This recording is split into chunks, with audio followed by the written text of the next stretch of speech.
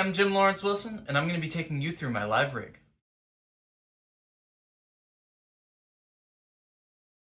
Cool, so yeah, the first thing I want to talk about is actually I don't have them here because I'm going to be using headphones for this video, but I have two QSC K10 speakers. They're great, nice sound quality, louder than I've ever needed them to be, and nice and durable, reliable. I play a lot of shows outdoors, and they just, whether it's cold outside or whether the sunlight's shining right on them and making them super hot, I know that they'll be totally fine.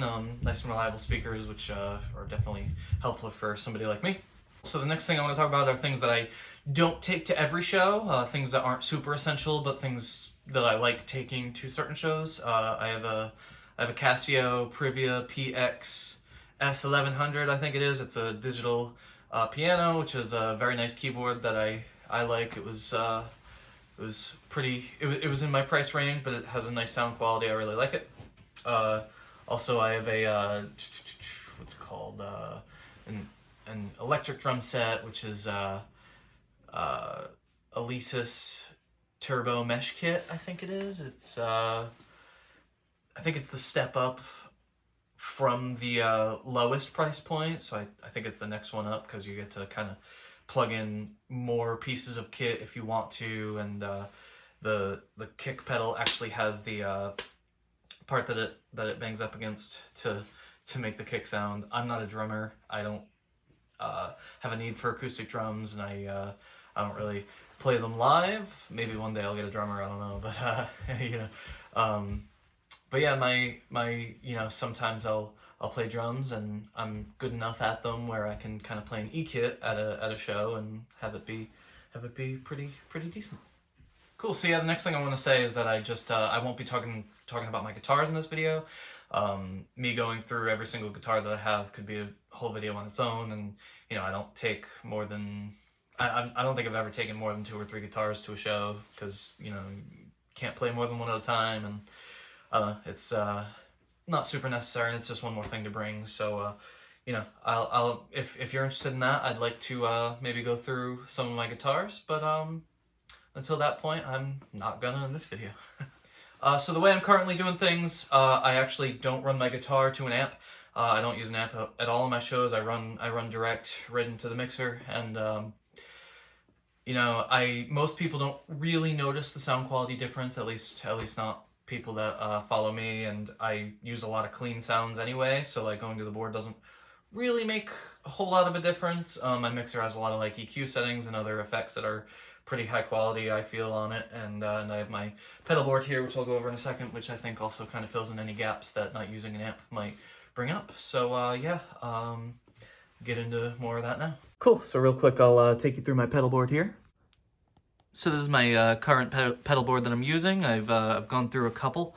I believe every pedal board that I've ever used I've made myself. This one I made out of my bed. I got a new bed, and rather than throwing the old one out, I repurposed it to the pedal board and to my rig, which I'll show you in a second. I've got my, this is just a tuner, but it's a fantastic tuner. It's the TU3 from Boss. This is an octave pedal. The Third Man Group, which I believe is Jack White's company. He's the singer and guitar player of the White Stripes, as well as many other projects that he does. He teamed up with Copper Sounds to make this. It's called the Triplegraph, and has these cool telegraph type buttons here. This is for an octave up, which I use sometimes in solos, which is pretty cool. This is a kill switch for your dry signal. So if you're trying to use the octave up and you don't want your regular signal to go through as well, you gotta hit both these buttons. And then I have this one on octave down, so it gives me pretty good like a bass sound, and so I use that with my loops for a lot of cool bass riffs and whatnot. Nice to kind of fill things up a little bit. Over here I have a classic Ibanez TS9 Tube Screamer. Sounds great, and I love it a lot. This one is a Blues Driver. I pretty much only use it for solos as like a volume boost. It does give it kind of a little bit more of a thicker, kind of richer sound, but yeah, that's about it with that. And then this is my digital delay pedal from Boss. I like this one a lot. I use it kind of a lot during solos. I can't think of any, maybe one or two songs that I use it as part of the overall sound, but it's a great pedal, and I like it a lot. Real quick, I also wanted to mention these two pedals, because I've had these on my board for the past like 4 years, and I just took them off, so I felt it was unfair to them to not include them in this video. The only reason that I took them off, well, I'll get to that in a second, is because of cable length. But I plan to get longer cables and put them back on my board soon. But yeah, I'll go over that in a minute. But yeah, OS2 and the Way Huge Swollen Pickle. Fuzz pedal here, and just a overdrive distortion pedal here. Yeah, pretty cool. Cool. Yeah, next I'm going to take you through my microphones and stands. I wasn't really going to talk about mic stands because, like, who cares? It doesn't really contribute to tone. But I was in the market for, like, a better mic stand because I've had this one here for a while, and it was pretty reliable for a few years, but it ended up kind of breaking, and I was like, oh, I wonder if there's one that can last longer. So I kind of looked into, like, mic stands that other people use, and I don't know, Ed Sheeran's a pretty big influence on like my live sound because he's doing the live looping thing very professionally, a very huge stadium. So like if he does something, he has like the best people in the world at live looping helping him do it. And so like I'll watch videos of him a lot. Plus when it's just him, it's kind of like you can see more of the gear he's using because there's only one person that's focusing on.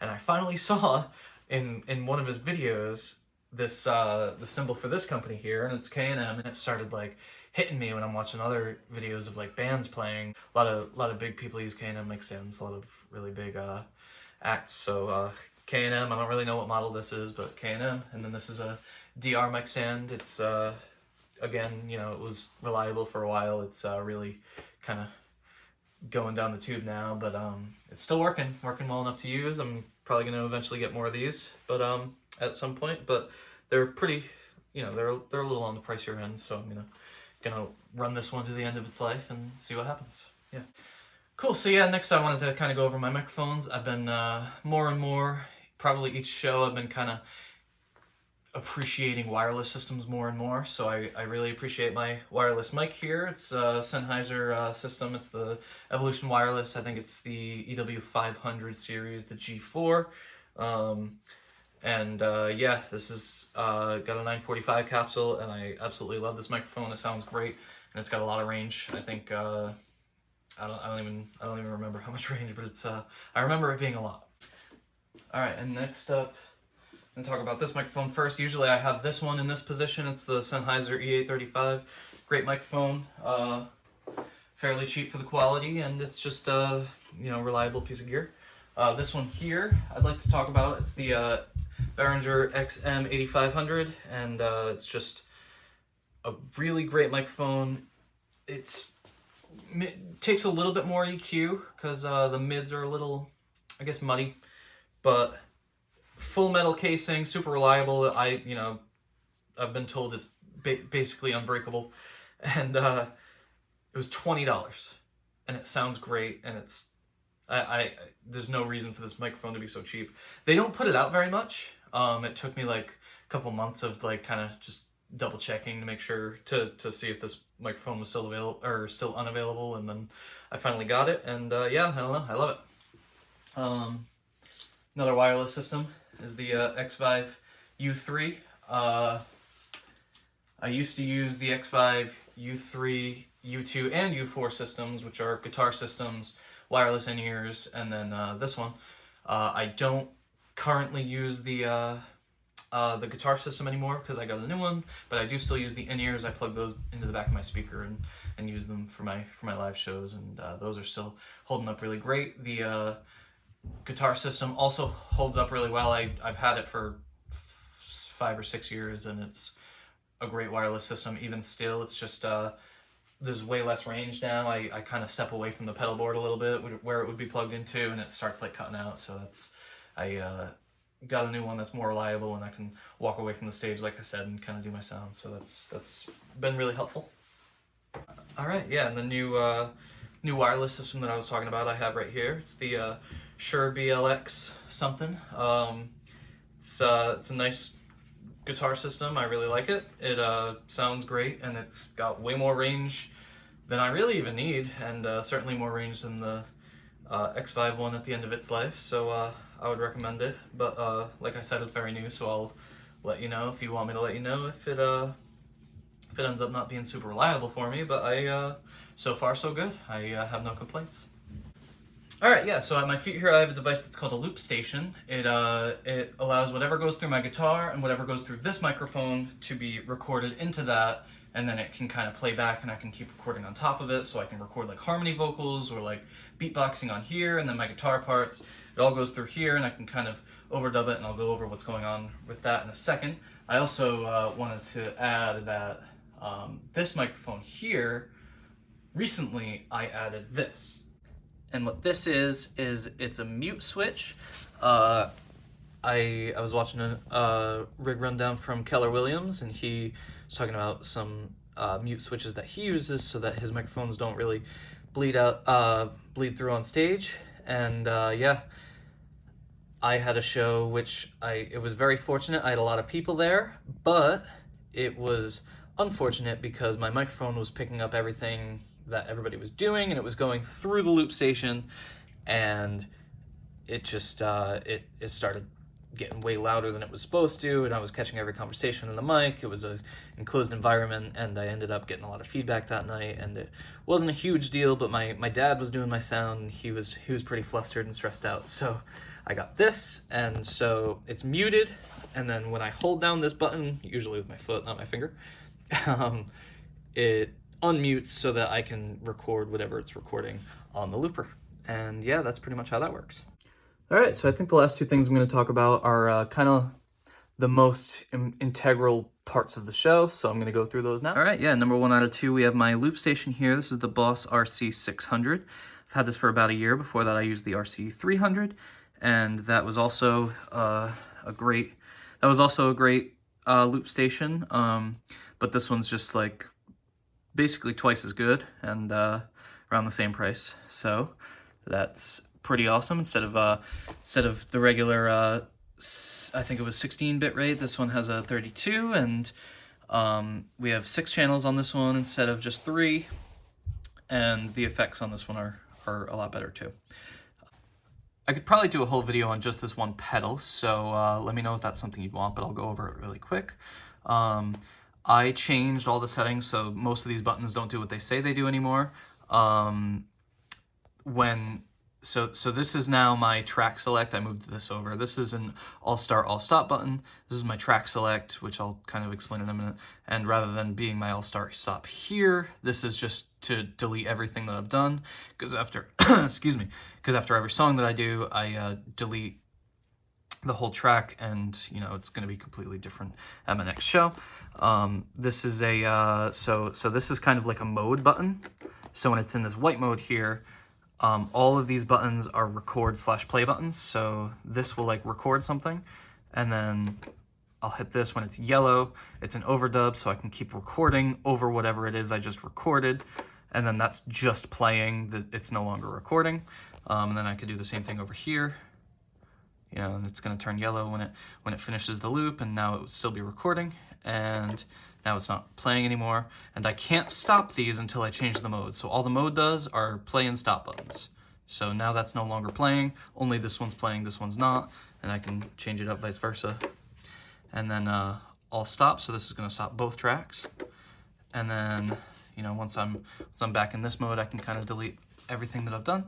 And yeah, so this is super important for me to have the sound that I have. Without this, the show would be incredibly different. It would just be me kind of doing like acoustic songs, and this kind of allows me to have my flair, and this is the reason why I have so much other equipment. Yeah, so coming around the other side here, we have my cables, which are coming out of my looper, out of my mute switch there, and out of my final pedal here, and out of my first pedal there. So we have 1, 2, 3, 4, 5, 6, I think 7 total cables that are running from here to my control center, and they come through this snake that I bought.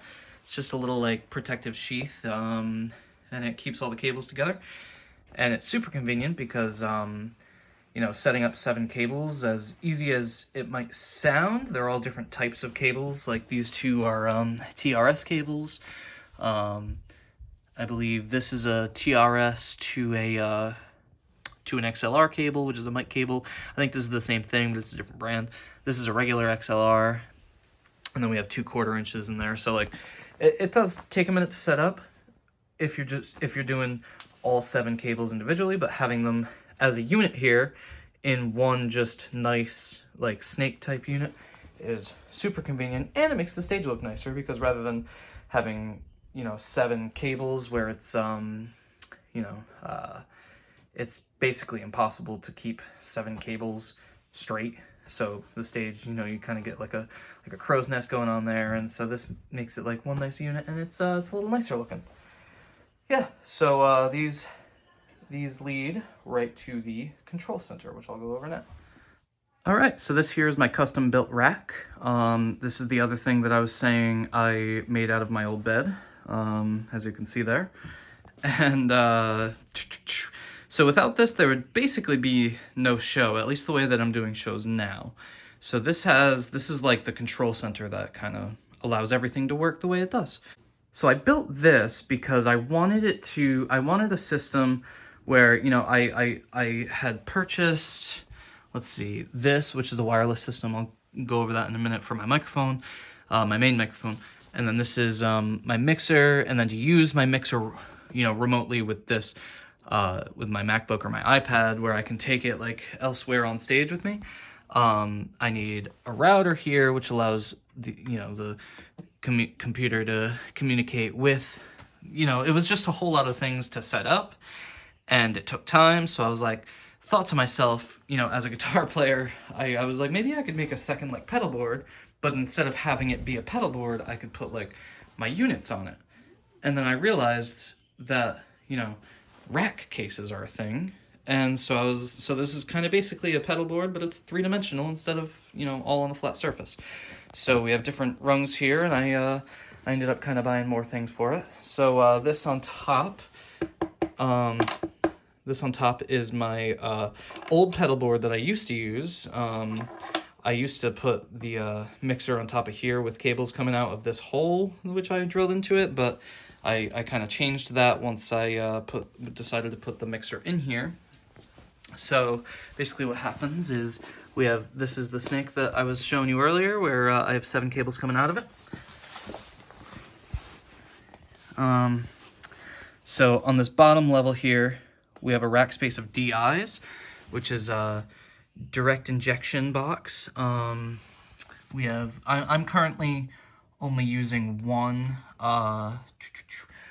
channel on it, but if I play with other artists who like kind of are featured in my set, I'll bring the whole rack and kind of plug their guitars into here too. You can it's active and passive, and it basically takes low impedance signals and turns them high impedance. Or is that right? Other way around? Yeah. So right above that, we just have this kind of patch space with currently I have 7 patch bays in it. What happens is all of the inputs in here and all of these patch bays connect with my mixer here. And so anything that I plug in from the stage will go through here into my mixer, rather than me having to kind of plug everything in on top here. It can kind of all go in the front in these last 2 rows, so that's pretty nice. So basically what happens is in this rack here, I have 2 wireless systems, one for my microphone right here, that's for my main mic, and that's pretty straightforward. It goes into the mixer, out to the speakers. What's more complicated is my wireless system here for my guitar. This comes out of this port here, which goes into my pedal board, comes out of my pedal board, back into this DI here, which communicates with my mixer. And then it comes out of one of my auxiliary ports in this mixer. So basically the sound that comes into this isn't directly being heard yet, if that makes sense. And then from here, it's going to come out of one of these 2 auxiliaries. I believe it comes out of this one. And it goes into my loop station. From the loop station, it comes back in through here, and then that's the exact sound that you hear.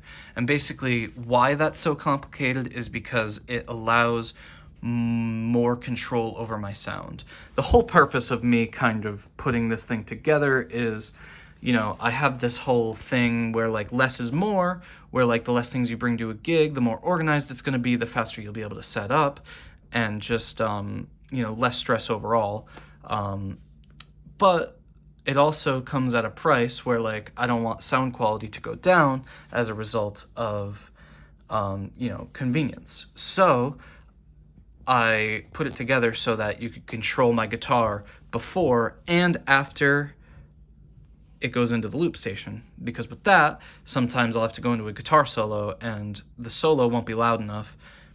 And if you turn down what's been looped, it turns down my guitar too. This way, if you turn down the loop, the guitar will stay at the overall volume that it's at, or vice versa. You can turn up the loop and turn down the guitar. You know, there's a lot of different options there and a lot more control. And then my other mic works basically the same way. The mic comes out into that wireless system, and it comes out here through the snake, and then it comes in through, I think, this port here, and then comes out of the other auxiliary. I forgot which one I pointed to earlier, but I'm going to say, let's say it goes out this auxiliary, goes into my pedal board, and then back here, and then you can control the vocals that way. This is my mixer. It's a Mackie DL1608. It's a pretty great mixer. It's got 6 auxiliary ports, which allow me to do kind of exactly what it is I want to do for my show. And then to control this mixer, the reason I bought this mixer was so that I could communicate with it wirelessly via usually an iPad, but right now I have my MacBook set up. And to do that, you need this router here. I have a TP-Link router, which has been good to me, very reliable, hasn't cut out on me, so all the technology has been good. And then the app is a little bit of a learning curve, but it's really, really not bad, especially like I use a lot of production techniques, so I know a little bit about, you know, graphic EQs and stuff like that. And yes.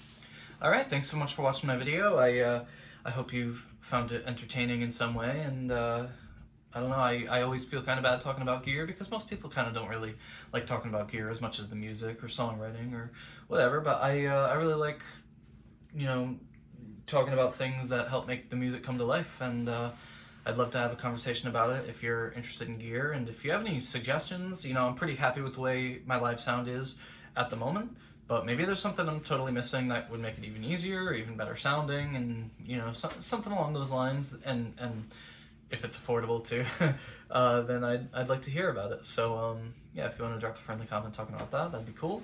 And yeah, I don't know.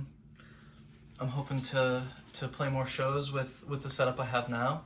I haven't been on the bill with any other artists since I started going by this setup, so maybe I can do that soon, and maybe let you know how like it came out, like kind of playing like after another artist or before another artist, as far as like how fast I can break down and set up, especially without having to set up speakers and things. Like I think it would be even faster than it's been with this rig. So like, I don't know, I think between videos I've watched and like articles I've read and, you know, ideas that I've come up with, I think I have a pretty good situation going on here with for how my live sound goes. And I don't know, I guess I'll see you in the next one. Thanks so much for watching.